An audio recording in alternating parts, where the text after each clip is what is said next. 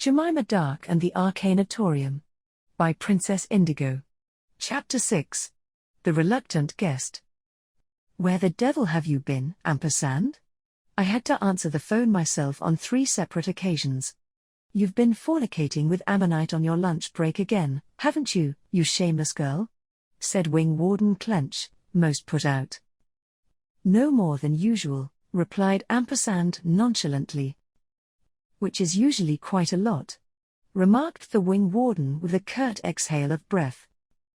Okay, I'm really truly sorry I'm late.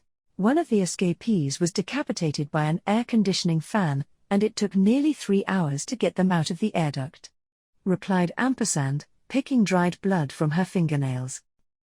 There's been a foul smell in the library since Tuesday, so that bloody explains it.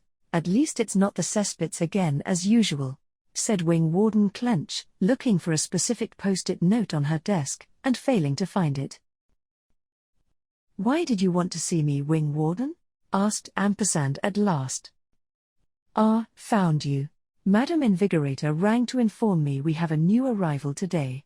We've been kindly selected to do the meeting and greeting, answered the Wing Warden, finally finding the post-it note she had been looking for.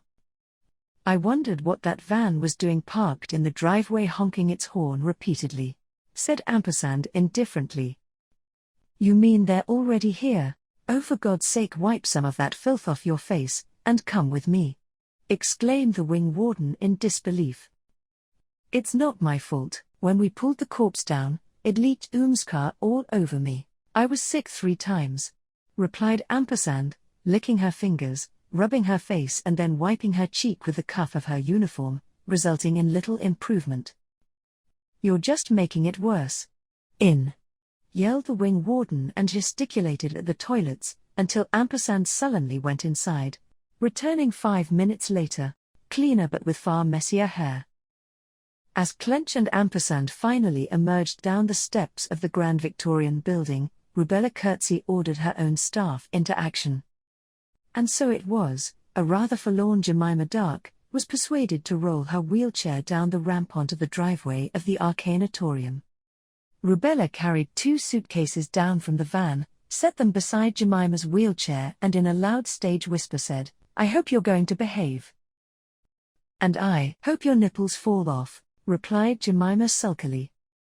Oh look, it's a pastel goth driving a tank, muttered the Wing Warden as she and Ampersand came to a halt beside the van. I got it off eBay, while I still had an inheritance.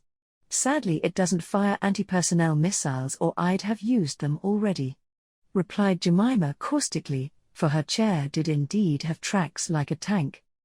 It looks too wide to go through doors, added Ampersand.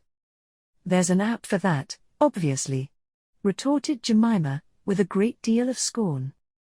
And just who is this precocious young lady? Asked the Wing Warden brightly, ignoring her facetiousness. This is Gemima Dark. Much to everyone's astonishment, she's outlived her parents and nobody else wants her. From now on she's going to be your guest. Sign here and here and here, explained Rubella, handing Ampersand a clipboard, with a form that needed signing in 3 different places. I want to go home, said a dispirited Gemima, looking up at the vast intimidating building that towered over all of them. Your home has been sold to pay your exorbitant medical bills. Now the paperwork has been signed, it's this or the gas chamber for you, Gemima. Barring miracles, you're probably going to be here for the rest of your life. However long that might be, said Rubella Curtsy, taking back her clipboard. Well, that's just bloody great, said Gemima, folding her arms half angrily, half heartbroken, and on the verge of tears. Rubella was about to go, but some small part of her relented and she crouched down beside the defeated young woman. Hard as though it may be to believe, I actually like you, Gemima Dark. Infuriating and difficult as you are. None of this is personal. Well, maybe a little bit, especially the last few days. It's just how things are now, and nobody likes it. Not me, or Millicent of the Damned or any of the others that work here, or at the Institute of the Lost. Well, perhaps some of them do. There's one or two of the more psychopathically inclined that obviously love it. And let's face it, Millicent is just a cold-hearted bitch," said Rubella, straying quite a little from the point. "She is that," agreed Gemima.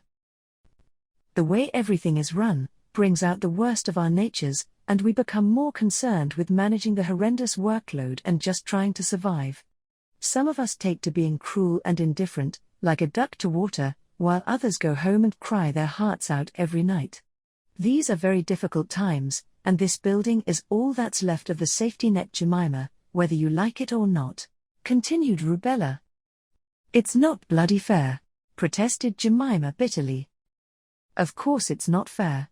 It's a cat-eat-cat world, and every single authority figure you meet still has to keep looking over their shoulder no matter who they are. Think about that when you're trying to bite their fingers off," said Rubella, patting Gemima on the shoulder with some regret.